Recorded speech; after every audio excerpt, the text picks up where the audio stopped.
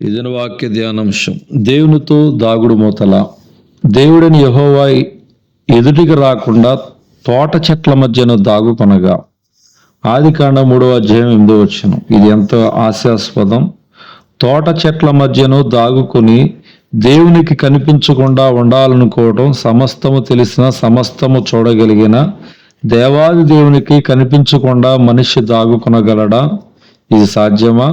కానీ ఆదాము అవ్వ వారు చేసిన పాపాన్ని ఒప్పుకోకుండా అవివేకంతో దేవుని దగ్గర దాగుడు మూతలు ఆడుతూ ఉన్నారు. జాగ్రత్త మిత్రమా, దేవునికి తెలియకుండా ఏదైనా చేయాలనుకోవటం, దేవుని దగ్గర దాచే ప్రయత్నం చేయటం, దేవుని యొద్దకు వెళ్లకుండా తప్పించుకుని తిరుగుతూ దేవునికి తెలియదులే, చూడలేదులే అని అనుకోవటం అవివేకం.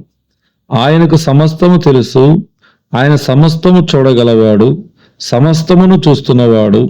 మనము పాపము చేసి మన తోటి వారికి తెలియకుండా దాచిపెట్టగలము, కానీ దేవుని దగ్గర దాచిపెట్టడము ఏ ఒక్కరికి సాధ్యం కాదు.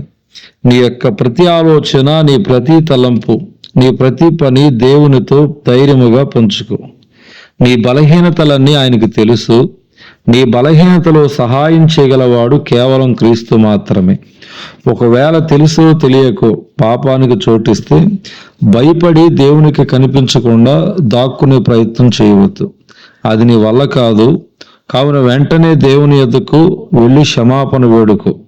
నేను క్షమించడానికి ఆయన సిద్ధంగా ఉన్నాడు. నాకు కనబడకుండా రహస్య స్థలములలో దాగగలవాడైన వాడు కలడా? ఇర్మియా గ్రంథం 23:24. దేవుడి దిన వాక్య ధ్యానం దేవుడు దీవించును గాక.